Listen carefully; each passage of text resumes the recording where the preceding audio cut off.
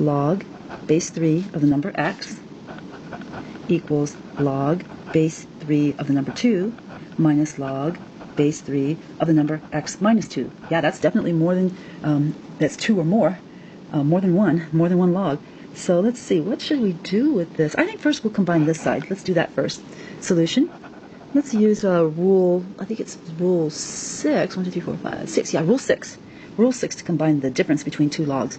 So that would be log base 3 of the number x equals log, a single log base 3 of the first number divided by the second number, x minus 2. Okay, so now we have a log equal to a log, and they both have the same base 3. So there's a couple of things we could do. I think the coolest thing to do here would be, let's see, let's move both of these logs to one side. We're going to subtract this guy from both sides, and it'll bring him over to the other side. So when we subtract, all right there, subtract, we'll end up with log base 3 of the number x minus log base 3 of the number 2 over x minus 2 equals, well, what happens on the right side when we subtract that log? It leaves 0.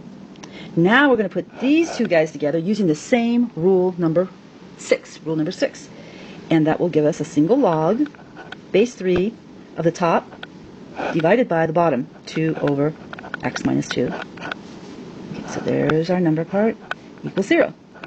Wow, that is a complex fraction. We need to simplify on the side.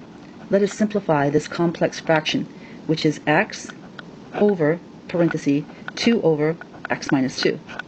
That's the same as x times the reciprocal, or I should say divided by, we'll write it this way, x divided by the fraction on the bottom, which was 2 over x minus 2. But dividing by a fraction is the same as multiplying by its upside down. So that's x times x minus 2 over 2. So it simplifies as x, parenthesis, x minus 2 all over 2. That's my side work to simplify my complex fraction there. So let's put that back into this equation. It gives us log base 3 of the number x times x minus 2 all over 2 equals 0. Great! We have a single fraction. So I should have said right here at the step one, get a single log. On one side we got a single log. Took a few steps, but we finally got it. So now step 2, translate. We're going to translate this into exponential. See if it'll help us solve it. Okay, use the butterfly. Base 3 raised to the exponent 0 equals the number x times x minus 2 over 2.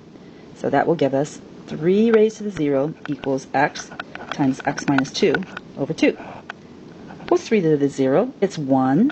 Anything to the 0 is 1. Equals x.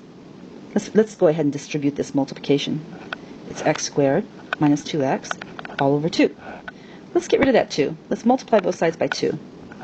Multiply by 2, and this guy's going to cancel, and we get 2 on this side equals x squared minus 2 times x. Great, a second degree equation. How do we solve those? We get everything on one side, the other side 0. So subtract 2 from both sides. We get 0 equals x squared minus 2x minus 2. That doesn't factor. It needs a quadratic formula. So 0 equals ax squared plus bx plus c. Comparing those two, we see that a is equal to 1, b is equal to negative 2, and c is equal to negative 2. All right, let's write the quadratic formula. That implies x equals negative b plus or minus the square root of b to the second power minus 4 times a times c, and that entire expression over 2 times a. I'll put that in the cloud because you're going to have to memorize that for your exam, quadratic formula. Let's come up here and apply it. We get x equals negative, parenthesis, negative 2, plus or minus the square root of negative 2 squared minus 4 times a, which is 1, times c, which is negative 2, all of that over 2 times a, 2 times 1.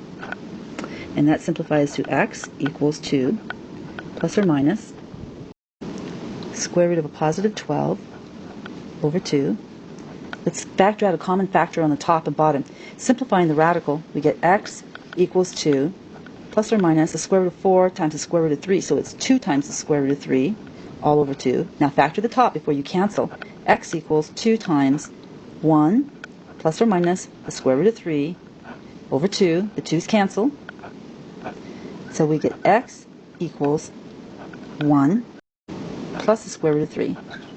We had to throw away the negative answer because that would give us a negative number, and since the original question at the top had x in the position of the number part, you know the number part n has to be greater than 0 in the definition of the logarithm, so we couldn't keep the negative answer, and we are finished.